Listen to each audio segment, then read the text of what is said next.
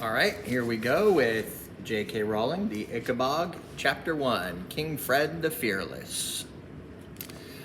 Once upon a time, there was a tiny country called Cornucopia, which had been ruled for centuries by a long line of fair-haired kings. The king at the time of which I write was called King Fred the Fearless. He'd announced the fearless bit himself on the morning of his coronation, partly because it sounded nice with Fred, but also because he'd once managed to catch and kill a wasp all by himself. If you didn't count 5 footmen and the foot boy. King Fred the Fearless came to the throne on a huge wave of popularity. He had lovely yellow curls, a fine sweeping mustache, and looked magnificent in the tight breeches, velvet doublets, and ruffled shirts that rich men wore at the time. Fred was said to be generous, smiled and waved whenever anyone caught sight of him, and looked awfully handsome in the portraits that were distributed throughout the kingdom to be hung in town walls. The people of Cornucopia were mostly happy with their new king, and many thought he'd end up being even better at his job than his father, Richard the Righteous, whose teeth, though nobody liked to mention it at the time, were rather crooked. King Fred was secretly relieved to find out how easy it was to rule Cornucopia. In fact, the country seemed to run itself. Nearly everybody had lots of food, the merchants made pots of gold, and Fred's advisors took care of any little problem that arose. All that was left for Fred to do was beam at his subjects whenever he went out in his carriage and go hunting 5 times a week with his 2 best friends, Lord Spittleworth and Lord Flapoon. Spittleworth and Flapoon had large estates of their own in the country, but they found it much cheaper and more amusing to live at the palace with the king, eating his food, hunting his stags, and making sure that the king did not get too fond of any of the beautiful ladies at court. They had no wish to see Fred married, because a queen might spoil all their fun. For a time, Fred had seemed to rather like Lady Eslanda, who was as dark and beautiful as Fred was fair and handsome. But Spittleworth had persuaded Fred that she was far too serious and bookish for the country to love her as queen. Fred didn't know that Lord Spittleworth had a grudge against Lady Eslanda. He'd once asked her to marry him, but she'd turned him down. Lord Spittleworth was very thin, cunning, and clever. His friend Flapoon was ruddy-faced and so enormous that it required 6 men to heave him onto his massive chestnut horse. Though not as clever as Spittleworth, Flapoon was still far sharper than the king. Both lords were expert at flattery and pretending to be astonished by how good Fred was at everything from writing to tiddlywinks. If Spittleworth had a particular talent, it was persuading the king to do things that suited Spittleworth, and if Flapoon had a gift, it was for convincing the king that nobody on earth was as loyal to the king as his 2 best friends. Fred thought Spittleworth and Flapoon were jolly good chaps. They urged him to hold fancy parties, elaborate picnics, and sumptuous banquets because Cornucopia was famous far beyond its borders for its food. Each of its cities was known for a different kind, and each was the very best in the world. The capital of Cornucopia, Chauville, lay in the south of the country and was surrounded by acres of orchards, fields of shimmering golden wheat, and emerald green grass on which pure white dairy cows grazed. The cream, flour, and fruit produced by the farmers here was then given to the exceptional bakers of Chauville who made pastries.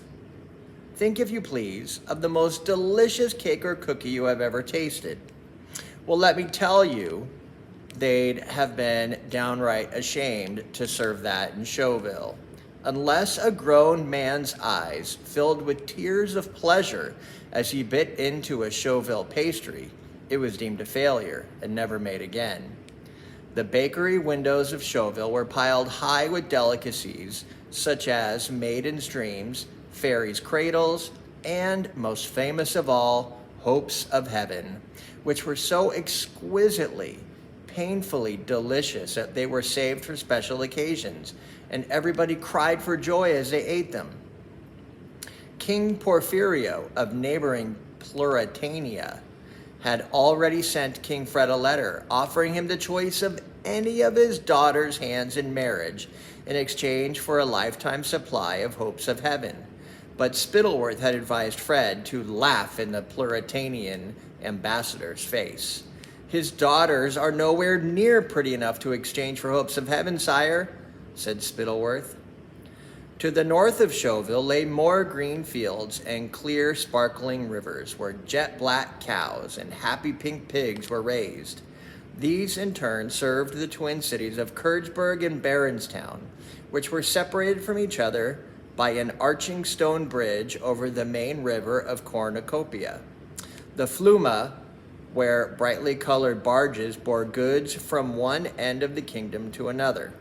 Kurdsburg was famous for its cheeses, huge white wheels, dense orange cannonballs, big, crumbly, blue-veined barrels, and little baby cream cheeses smoother than velvet. Baronstown was celebrated for its smoked and honey-roasted hams, its sides of bacon, its spicy sausages, its melting beefsteaks, and its venison pies. The savory fumes rising from the chimneys of the red brick Baronstown stoves mingled with the odorous tang wafting from the doorway of the Kurdsburg cheesemongers, and for 40 miles all around, it was impossible not to salivate, breathing in the delicious air. A few hours north of Kurdsburg and Baronstown, you came upon acres of vineyards bearing grapes as large as eggs, each of them ripe and sweet and juicy. Journey onward for the rest of the day, and you reached the granite city of Jeroboam, famous for its wines. They said of the Jeroboam air that you could get tipsy simply walking in the streets. The best vintages changed hands for thousands upon thousands of gold coins, and the Jeroboam wine merchants were some of the richest men in the kingdom. But a little north of Jeroboam, a strange thing happened. It was as though the magically rich land of Cornucopia had exhausted itself by producing the best grass, the best fruit, and the best wheat in the world. Right at the northern tip came the place known as the marshlands, and the only thing that grew there were some tasteless, rubbery mushrooms and thin, dry grass only good enough to feed a few mangy sheep. The marshlanders who tended the sheep didn't have the sleek, well-rounded, well-dressed appearance of the citizens of Jeroboam, Baronstown, Kurdsburg, or Chauville. They were gaunt and ragged. Their poorly nourished sheep never fetched very good prices, either in Cornucopia or abroad. So very few marshlanders ever got to taste the delights of cornucopian wine, cheese, beef, or pastries. The most common dish in the marshlands was a greasy mutton broth made of those sheep who were too old to sell. The rest of Cornucopia found the marshlanders an odd bunch, surly, dirty, and ill-tempered. They had rough voices, which the other Cornucopians imitated, making them sound like hoarse, old sheep. Jokes were made about their manners and their simplicity. As far as the rest of Cornucopia was concerned, the only memorable thing that had ever come out of the marshlands was the legend of the Ickabog. Chapter 2, the Ickabog. The legend of the Ickabog had been passed down by generations of marshlanders and spread by word of mouth all the way to Chauville. Nowadays, everybody knew the story. Naturally, as with all legends, it changed a little depending on who was telling it. However, every story agreed that a monster lived in the very northernmost tip of the country, in a wide patch of dark and often misty marsh too dangerous for humans to enter. The monster was said to eat children and sheep. Sometimes it even carried off grown men and women who strayed too close to the marsh at night. The habits and appearance of the Ichabog changed depending on who was describing it. Some said it snake-like, others dragonish or wolf-like. Some said it roared, others that it hissed, and still others said that it drifted as silently as the mists that descended on the marsh without warning. The Ickabog, they said, had extraordinary powers. It could imitate the human voice to lure travelers into its clutches. If you tried to kill it, it would mend magically or else split into two Ickabogs. It could fly, spurt fire, shoot poison. The Ickabog's power were as great as the imagination of the teller. Mind you don't leave the garden while I'm working, parents all over the kingdom would tell their children, or the Ickabog will catch you and eat you all up. And throughout the land, boys and girls played at fighting the Ickabog, tried to frighten one another with the tale of the Ickabog, and even if the story became too convincing, had nightmares about the Ickabog. Bert Beamish was one such little boy. When a family called the Dovetails came over for dinner one night, Mr. Dovetail entertained everybody with what he claimed was the latest news of the Ickabog. That night, 5-year-old Bert woke, sobbing and terrified from a dream in which the monster's huge white eyes were gleaming at him across a foggy marsh into which he was slowly sinking.